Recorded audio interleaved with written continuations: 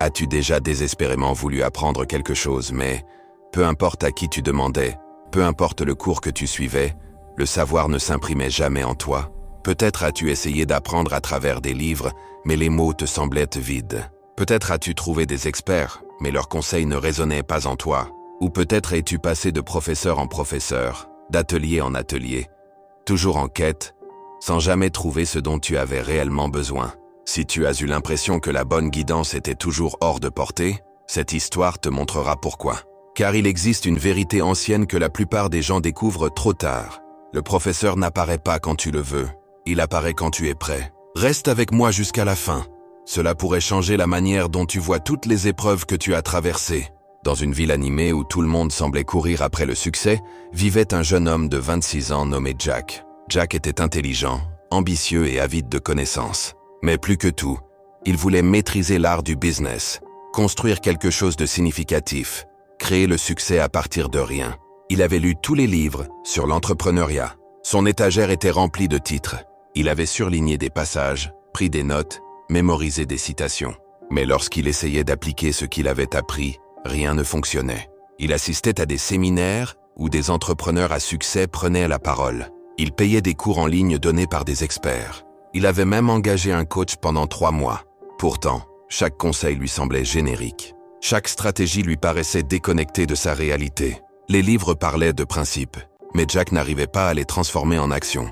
Les coachs lui donnaient des cadres, mais quelque chose manquait. Son carnet était rempli de la sagesse des autres, mais rien ne ressemblait à sa propre sagesse. Sa petite amie Emily l'observait tard dans la nuit, entourée de livres et de formations, l'air plus frustré qu'illuminé. « Jack, disait-elle doucement, peut-être que tu essaies trop fort, peut-être que tu devrais ralentir. » Mais Jack secouait la tête. « J'ai juste besoin de trouver le bon professeur, quelqu'un qui sait vraiment, quelqu'un qui peut me montrer le chemin. » Ce que Jack ne comprenait pas encore, c'est qu'il cherchait quelqu'un pour lui donner des réponses, alors qu'il n'était pas prêt à les recevoir. Après 2 ans à consommer du savoir, Jack décida qu'il était prêt. Il lancerait enfin son entreprise.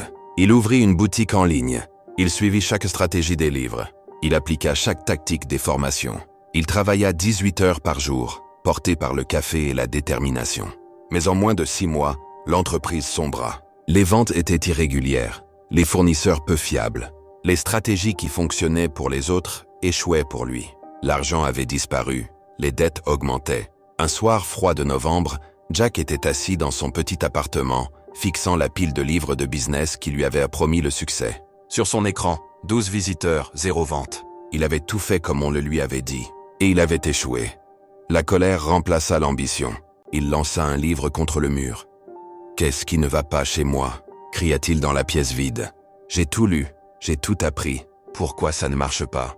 Emily le trouva assis par terre, la tête entre les mains, entouré des livres qu'il vénérait autrefois. « Je ne suis pas assez intelligent, » murmura-t-il. « Je ne suis pas assez bon.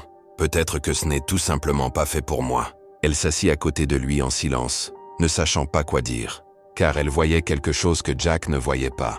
Il cherchait des réponses à l'extérieur, alors que le vrai problème était à l'intérieur. Le lendemain matin, Jack prit une décision.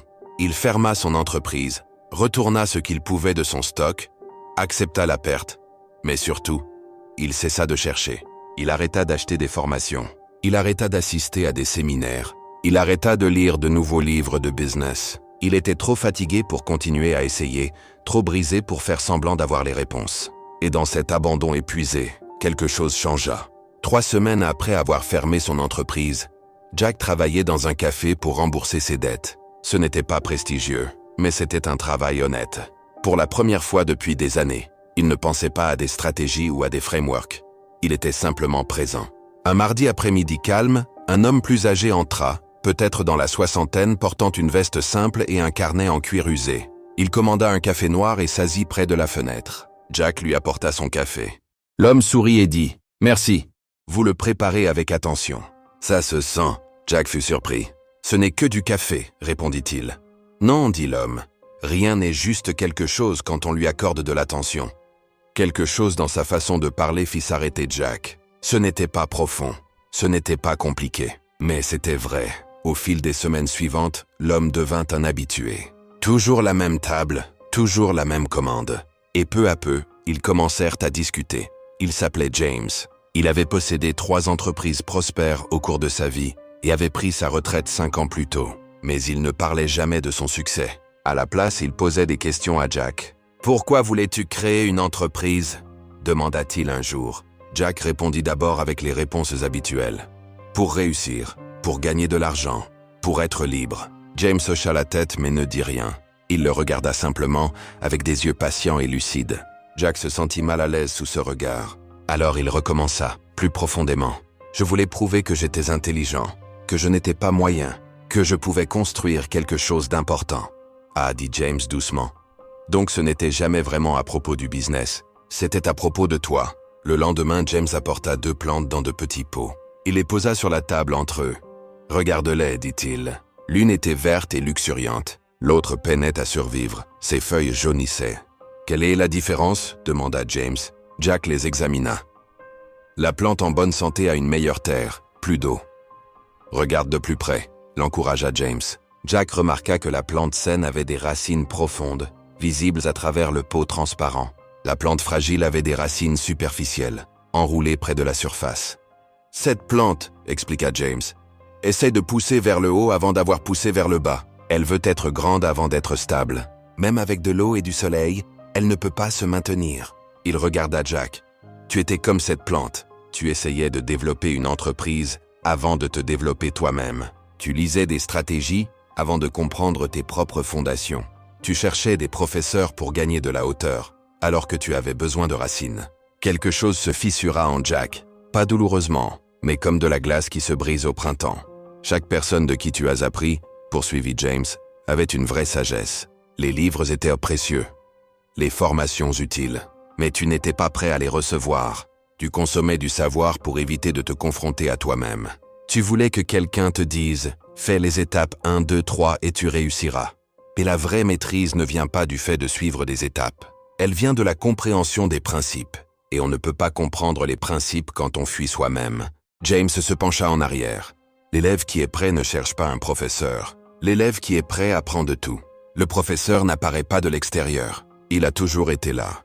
Tu ne pouvais simplement pas encore le voir. « Jack, sais-tu pourquoi je te parle maintenant ?» Jack secoua la tête. « Parce que pour la première fois depuis que je te connais, tu ne joueras plus un rôle. Tu n'essayes pas de m'impressionner avec ce que tu sais. Tu ne me demandes pas le secret du succès. Tu es juste là, présent, honnête face à ce que tu ne sais pas. » James sourit. « Ça, c'est la préparation. Pas la confiance, pas le savoir. La préparation, c'est l'humilité. La présence et l'ouverture. Quand tu as arrêté de courir après les professeurs, tu es devenu prêt à apprendre. » Après cette conversation, quelque chose changea en Jack. Pas de manière spectaculaire. Il n'y eut pas d'illumination soudaine, mais subtilement, comme des yeux qui s'habituent à la lumière. Il cessa de voir son travail au café comme un échec temporaire. À la place, il commença à observer. Il remarqua que certains clients entraient pressés, distraits, stressés. D'autres arrivaient lentement, consciemment, savourant l'instant. Il observa quels rituels rendèrent le café fluide, quels petits gestes faisaient revenir les clients. Il n'essayait plus d'extraire des leçons de business. Il observait simplement. James continuait à venir, mais leur conversation avait changé. Jack ne demandait plus « Comment réussir ?» À la place, il partageait ses observations. « J'ai remarqué que lorsque Maria salue les clients par leur prénom, ils restent plus longtemps. Une petite reconnaissance crée de la fidélité. » James hochait la tête. « Oui, maintenant tu n'apprends plus de moi. Tu apprends de la réalité. » James donna à Jack de petites pratiques. Pas des stratégies de business, mais des disciplines de vie. Pendant une semaine, avant de parler, fais une pause de 3 secondes. Observe la différence. Pendant 1 mois, note chaque jour une chose, ce que tu as raté et ce qu'elle t'a appris. Chaque matin, demande-toi « Qu'est-ce que j'évite aujourd'hui ?» Ce n'était pas impressionnant. Ce n'était pas la transformation spectaculaire que Jack recherchait autrefois. Mais lentement, quelque chose de solide se construisait en lui. 6 mois passèrent. Jack travaillait toujours au café, mais il était différent. Plus calme, plus attentif, moins désespéré de prouver sa valeur. 6 mois passèrent. Jack travaillait toujours au café, mais il était différent. Plus calme, plus attentif, moins désespéré de prouver sa valeur. Un jour, il dit à James « Je crois que je comprends maintenant. Tous les livres que j'ai lus avant contenaient la même sagesse que celle que tu m'enseignes. Mais je ne pouvais pas l'entendre. Je cherchais une formule à suivre, pas une vérité à incarner. » James sourit. Et maintenant? Maintenant, je suis prêt à apprendre. Vraiment apprendre. Pas pour réussir, mais pour grandir. Alors tu es prêt, dit James. Je quitterai la ville le mois prochain, je pars m'installer sur la côte. Mais avant de partir, je veux te donner quelque chose. Il tendit à Jack son carnet en cuir. Ce sont mes notes de 40 années de business, les leçons que j'ai apprises, les principes que j'ai découverts, les erreurs que j'ai commises. Jack le prit avec respect. Pourquoi me donner cela? Parce que tu es prêt à le recevoir. Il y a 6 mois, tu l'aurais lu en cherchant des raccourcis. Aujourd'hui, tu le liras en cherchant la sagesse. Le livre n'a pas changé. Toi, si. 2 ans plus tard, Jack lança une nouvelle entreprise. Cette fois, il ne suivit aucune formule, il appliqua des principes. Quand les défis arrivèrent, et ils arrivèrent, il ne paniqua pas et ne chercha pas de réponse à l'extérieur. Il faisait une pause, il observait, il s'adaptait. L'entreprise grandit lentement mais durablement. Pas de manière explosive mais solide, parce qu'elle était construite sur des fondations profondes. Les gens commencèrent à demander conseil à Jack. « Comment as-tu fait? Qui t'a appris tout ça ?» Il souriait et pensait à James. « J'ai eu un grand professeur, mais je ne l'ai trouvé que lorsque j'ai arrêté de chercher. Mon ami, peut-être que toi aussi tu cherches le bon professeur en ce moment. Le bon mentor, la bonne formation, le livre parfait qui débloquera enfin tout. Mais voici ce que Jack a appris, et ce que je veux que tu comprennes. Le professeur n'apparaît pas quand tu le désires désespérément. Il apparaît quand tu es prêt à le recevoir. Et être prêt ne signifie pas avoir assez de connaissances. Cela signifie avoir assez d'humilité, assez de présence, assez d'honnêteté envers soi-même. Premièrement, chaque professeur que tu as rencontré avait quelque chose à t'enseigner. Si tu n'as pas appris, ce n'était pas parce qu'ils ont échoué. C'est parce que tu n'étais pas encore prêt, et c'est normal. Deuxièmement, être prêt signifie arrêter de jouer un rôle, arrêter d'impressionner, arrêter de courir après le prochain secret. Cela signifie être présent là où tu es, honnête face à ce que tu ne sais pas. Troisièmement, quand tu es réellement prêt, les professeurs sont partout. Dans les livres que tu as déjà lus, dans les expériences que tu vis en ce moment, dans les échecs que tu évites. La sagesse a toujours été là. Tu ne pouvais simplement pas encore la voir. Alors, si tu cherches une guidance aujourd'hui, essaye ceci. Arrête de consommer pendant une semaine. Pas de nouveaux livres, pas de nouvelles formations. Pas de nouveaux podcasts. À la place, reste avec ce que tu sais déjà. Écris sur cette question. Qu'est-ce que j'évite en cherchant constamment de nouvelles connaissances? Sois brutalement honnête. La réponse te montrera ce dont tu as besoin pour devenir prêt.